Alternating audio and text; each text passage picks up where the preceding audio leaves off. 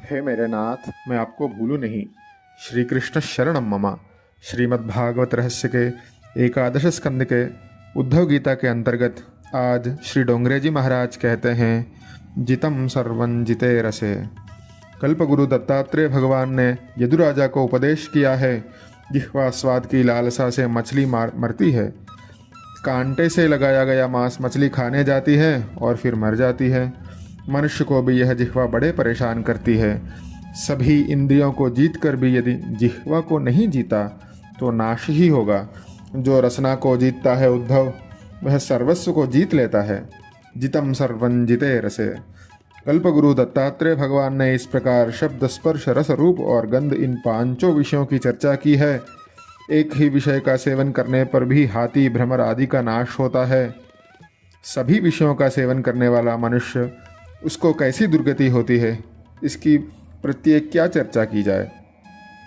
महाराज कहते हैं, एक प्रमादी सकथम न हन्यते यः सेवते पंचभिरेव पंच, यः सेवते पंचभिरेव पंच। पतंग, हाथी, हिरण, भ्रमर और मछली मात्र एक विषय की आसक्ति के कारण मर जाते हैं। जो पांच विषयों का उपभोग करता है वह प्रमादी मनुष्य की गति कैसी होगी। राजन, मैंने एक वेश्या को भी गुरु माना है। पिंगला नाम की एक वेश्या धनवान ग्राहक की प्रतीक्षा में सारी रात जागा करती थी।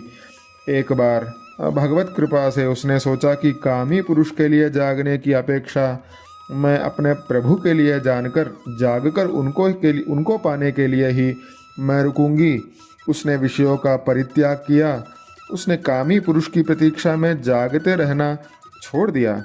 अब मैं केवल अपने प्रभु को ही प्रसन्न करने का प्रयत्न करूंगी। काल सर्प के ग्रास जीवात्मा की रक्षा प्रभु के सिवाय और कौन कर सकता है।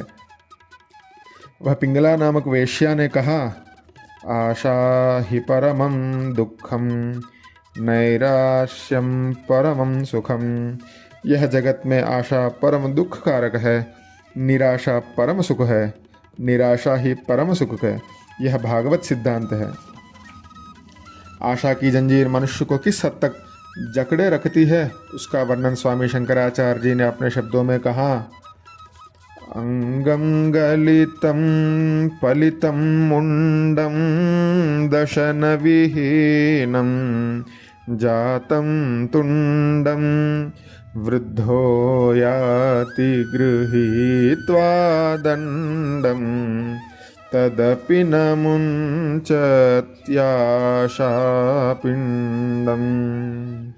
तदपि न मुंचत्याशापिंडम।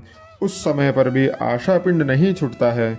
जिस समय शरीर गला जा रहा है, केश श्वेत हो गए हैं, दांत जा चुके हैं, दुर्बलता के कारण लकड़ी के सहारे चलना पड़ता है, शरीर की शक्ति कम हो गई है, फिर भी बूढ़ा आशा का पिंड नहीं छोड़ता।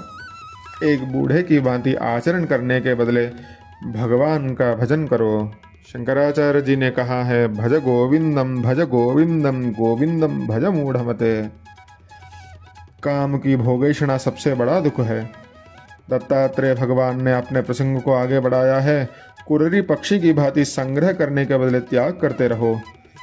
दत्तात्रेय भगवान ने कहा, बालक से भोलापन, निर्दोषता ग्रहण करो। और दत्तात्रेय भगवान ने इस समय एक उदाहरण दिया। एक गरीब कुमारी की मांगन में एक मेहमान आए थे।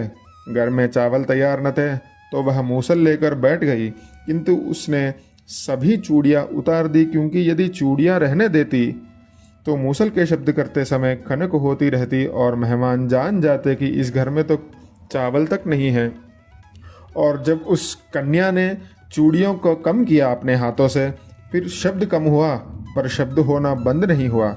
जब तक उसने अपने हाथों में केवल एक ही चूड़ी लगाया, तब तक वह शब्द कम नहीं हुआ।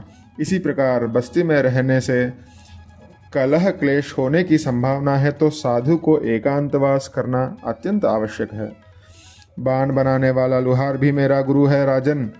वह अपने काम में इस प्रकार मग्न रहता है कि रास्ते पर धूमधाम से जाने वाली राजा की सवारी की ओर भी उसका ध्यान नहीं जाता। लौकिक कार्य में तन्मयता के बिना सिद्धि प्राप्त नहीं होती है, तो फिर पारलौकिक कार्य में ईश्वर की आराधना में तो तन्मयता के बिना सिद्धि मिल ही नहीं सकती। ध्याता, ध्यान और ध्येय जब एक रूप हो जाते हैं तब सब जीव कृतार्थ हो जाते हैं। सर्प की भांति मुनि को भी अकेले ही विचरण करना चाहिए। मकड़ी अपने मुंह से लार टपकाती है, उससे खेलती भी है और उसे निगल भी जाती है। ईश्वर भी अपनी माया से सृष्टि का सृजन करते हैं और अंत में संहार भी करते हैं। उद्धव, कीटक भी मेरा गुरु है। भावरी उसको पकड़कर अपने बिल में कैद कर देती है। कीटक भंवरी के भय से उसी का चिंतन करता रहता है और अंत में स्वयं भंवरी बन जाता है। मनुष्य भी ईश्वर का चिंतन करते करते ईश्वर बन सकता है। विषयों का चिंतन करने से उसका मन विषयी हो जाता है और प्रभु का चिंतन से प्रभुमय बन जाता है। इस प्रकार कल्पगुरु दत्तात्रेय भगवान ने दयापूर्ण दृष्टि से यदुराजा को उपदेश दिया है। यदुराजा ने गुरु दत्तात्रेय को साष्टांग दंडवत प्रणाम किया है। आगे चलकर भगवान श्री कृष्ण ने कहा है, उद्धव, बंधन और मोक्ष का स्वरूप मैं तुम्हें समझाता हूँ। बंधन और मोक्ष शरीर के नहीं, मन के धर्म है। हे उद्धव, यह जीव मेरा अंश ही है, फिर भी अविद्या के कारण बंधनों में फंसता है। उद्धव, याद रखना, नाम ही उसे मुक्त कर सकता है। नाम ही उसे मुक्त कर सकता है। श्री कृष्ण गोविंद हरे मुरारे, हे नाथ नारायण वासुदेवा। आगे का उद्धव गीता प्रसंग हम कल सुनेंगे। हे मेरे नाथ, मैं आपको भूलूं नहीं। श्री कृष्ण शरणम मम। श्री हरये नमः।